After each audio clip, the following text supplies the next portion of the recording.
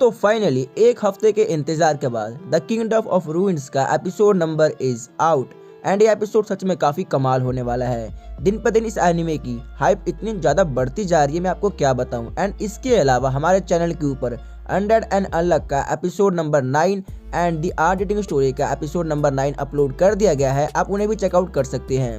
Episode की शुरुआत में हम देखते हैं एडोनिस एंड डोराका बाइक राइड करते हुए उस टाउन की ओर बढ़ जाते हैं। डोराका बोलती है क्यों ना हम स्टोन पेपर सीजर खेले। एडोनिस बोलता है मैंने इसके बारे में कभी नहीं सुना, मैं कभी नहीं खेलने वाला। फिर डोराका बोलती है हमें खेलना चाहिए, जो भी जीतेगा हारने वाला उसकी हर हुक्म मानेगा। और एडोनिस बोलता है मुझे इसमें कोई इंटरेस्ट नहीं है। डोराका फिर भी एडोनिस के बिना उस गेम को एंजॉय कर रही होती है और फिर एडोनिस देखता है कि ये टाउन भी बंजर होता है। एडोनिस से देख के बहुत गुस्सा हो जाता है कि मैं जहाँ भी जा रहा हूँ वो टाउन बंजर क्यों है। और आगे एक लेडी खड़ी होती है जो कि डोराका नोटिस कर लेती है और बोलती है ब्रेक लगाओ, आगे एक लेडी खड़ी है।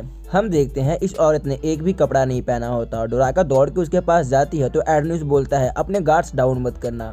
और डोराका उसकी बॉडी को कवर कर लेती है और बोलती है तुम्हें क्या हुआ है। और वो औरत बोलती है मुझे यहाँ से जल्दी भागना होगा। इतने में हम देखते हैं एडोनिस भाप लेता है कि ये इंसान नहीं है और वो डोराका को बोलता है जल्दी वहाँ से हटो, ये कोई इंसान नहीं है। इतने में वो लेडी डोराका के ऊपर हमला करने वाली होती है और एडोनिस उसके ऊपर बंदूक से गोली मार देता है। और हम देखते हैं ये लेडी डोराका को स्कैन कर रही होती है, यानी कि कुछ रोबोट टाइप की होती है।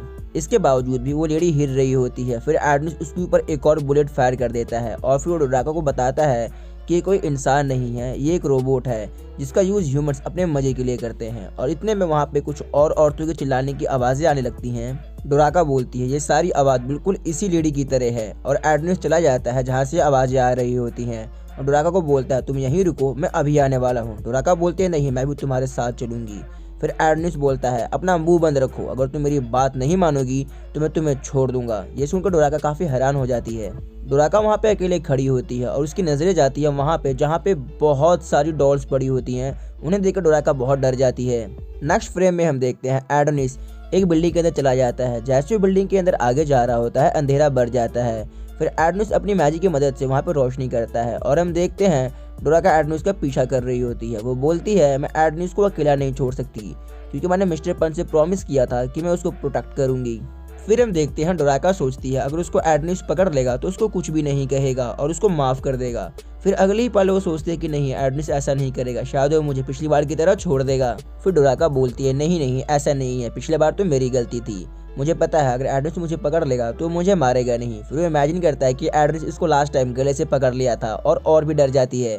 अगली पल हम देखते हैं एडोनिस डोराका को देख लेता है और बोलता है तुम्हारी हिम्मत कैसे हुई यहाँ पे आने की, तुमने मेरे हुक्म की पालना क्यों नहीं करी, अब मैं तुम्हें मार दूंगा।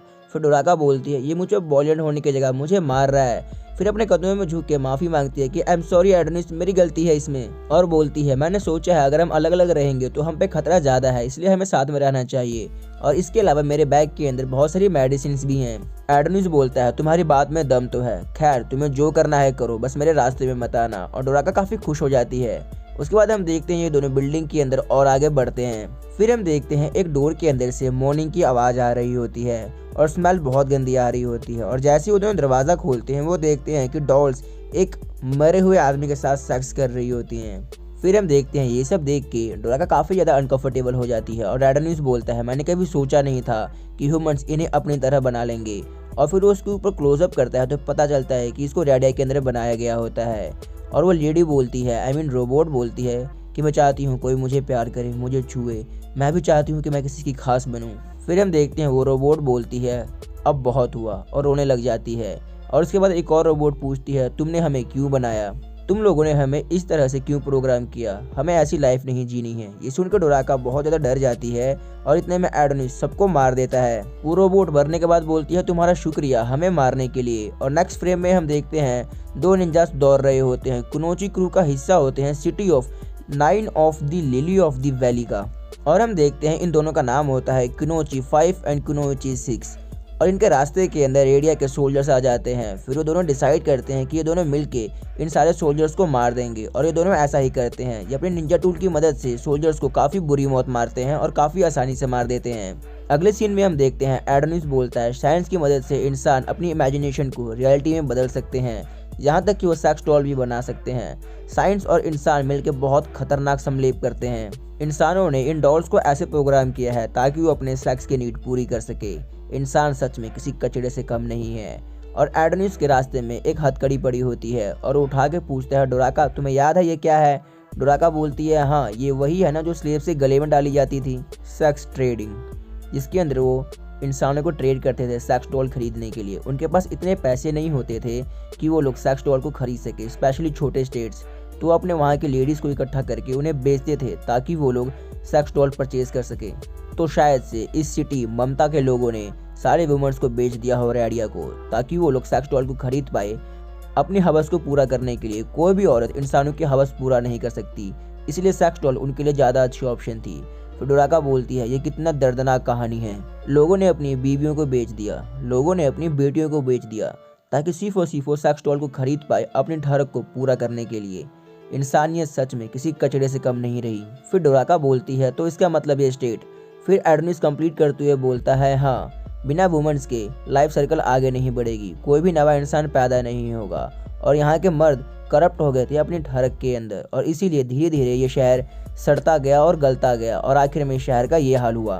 फिर हम देखते हैं एडोनिस वहाँ पे कुछ मैकेनिज्म लेके जाके रख देता है उन सारी की सारी डॉल्स के पास। और डोराका पूछती है, तुम ये क्या कर रहे हो? फिर एडोनिस बोलता है, मैं चाहता हूँ कि मैं इन सबको फ्री कर दूँ इनके दर्द से, और अपने मैजिक को अनलीश करता है। और उसके बाद हम देखते हैं सारी की सारी डॉल काम करना बंद कर देती है और नम हो जाती हैं और मरने से पहले वो बोलती हैं धन्यवाद। ये सब देख डोराका इमोशनल हो जाती है और बोलती है, मुझे बहुत बहुत खुशी है एडोनिस कि मैं तुम्हारे साथ यहाँ पे हूँ। अगले फ्रेम में हम देखते हैं वो दोनों निंजास ममता के अंदर आ चुके होते हैं और वो बोलते हैं, अच्छा तो यही है वो मोस्ट वांटेड रेडिया का आदमी, ये तो बस एक बच्चा है शायद से 10 साल से बड़ा।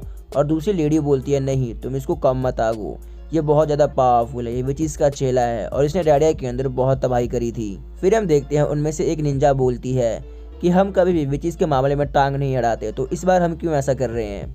फिर दूसरी निंजा बोलती है, ये हमारे लिए परफेक्ट शिकार है जो कि रेडिया को लाइन के अंदर रखने में मदद करेगा और एम्परर शिजुरु चाहती है कि ये इसकी पावर हमारे कंट्रोल के अंदर हो। फिर दूसरी निंजा बोलती है, अगर मैं इस मिशन को पूरा कर लेती हूँ तो मुझे मेरिट मिलेगा ना एम्परर शिजुरु से, इसका मतलब इसके बाद हम दोनों सिटी के अंदर रहने के काबिल बन जाएंगे और काफ़ी ज़्यादा खुश हो जाती है।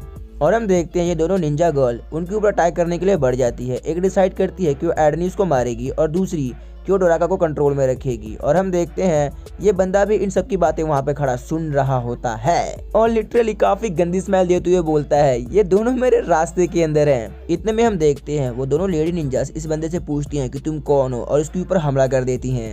अगले सीन में हम देखते हैं डोराका एक कब्र के पास जाके माफी मांग रही होती है कि मुझे माफ कर दो मार्स, मैं तुम्हारे लिए इतना ही कर सकती हूँ। उतने में एडोनिस बोलता है, डोराका अगर तुम चाहती हो मार्स के लिए सच में कुछ करना तो हमें करना पड़ेगा इंसानों का खात्मा, उनकी नफरत से ही हमें उन्हें मारना पड़ेगा। और डोराका बोलती है, मैं इस बात से डिसएग्री करती हूँ। फिर एडोनिस बोलता है, हाँ हम दोनों का माइंडसेट काफ़ी ज़्यादा अलग है, खैर तुम यहाँ पर जब तक चाहो रुक सकती हो, तुम बस रोती रहती हो, तुम एक क्राई बेबी हो। और डोराका बोलती है, तुमने मुझे क्या बोला? फिर एडोनिस बोलता है, तुम्हारी सारी विचेस और ये लोग मेरे कारण मरे हैं, फिर भी तुम मेरे साथ सफ़र कर रही हो, तुम्हारे पास अब भी चॉइस है अपना रास्ता बदलने का। और इतने में हम देखते हैं डोराका दिखाती है कि उसके बैग के अंदर उन दोनों का छल्ला लगा होता है और बोलती है, मैं तुमसे लड़ना नहीं चाहती और ना ही तुमसे नफरत करना चाहती हूँ। ये सुन के एडोनिस काफ़ी हैरान हो जाता है और डोराका बोलती है, हम विचेस भी तुम्हारा यूज़ कर रहे थे, तुम्हारी मदद से हम ह्यूमैनिटी को मारने के लिए वेपन बनवा रहे थे, हमने तुम्हें ट्रिक किया था क्लोई को जिंदा करने के लिए अपने फ़ायदे के लिए, इस तरह से हमने भी तुम्हें धोखा दिया था। और इतने में एडोनिस बोलता है, चलो चले, और माफ़ी मांग लेता है, आई एम सॉरी। और डोराका बोलती है, तो इसका मतलब अब हम ऑफिशियली पार्टनर बन चुके हैं। और फिर हम देखते हैं एडोनिस शर्माता हुआ बोलता है, लेकिन तुम्हें वो डॉल्स फेंकनी पड़ेंगी, वो बहुत गंदी हैं। और डोराका बोलती है, नहीं नहीं मैं ऐसा नहीं करने वाली, ये डॉल्स काफ़ी ज़्यादा क्यूट है, देखो तो सही ये डॉल बिल्कुल तुम्हारी तरह लगती है। और एडोनिस बोलता है, बिल्कुल नहीं, इसके अलावा तुम्हारे और क्या शौक हैं। फिर डोराका बोलती है कि मैं गाना गा सकती हूँ। और एडोनिस बोलता है, जब मैं बाइक राइड करूँ तो प्लीज़ मेरे पीछे गाना मत गाना, तुम्हारी आवाज़ सच में काफ़ी बेकार है। और हम देखते हैं एक आवाज़ आती है कि ऐसे लवी डवी मत हो, मुझे तुमसे जेलसी होती है। और हम देखते हैं वो व्हाइट कोट वाला बंदा उनकी बाइक के ऊपर बैठा होता है। डोराका पूछती है, ये कौन है? एडोनिस बोलता है, ऑफ कोर्स ये हमारा एनिमी है। हम देखते हैं ये बंदा उनकी बाइक को तोड़ मरोड़ देता है और एक रिफ्लेक्शन के अंदर हम देखते हैं कि उसने उन दोनों निंजास को मार दिया होता है।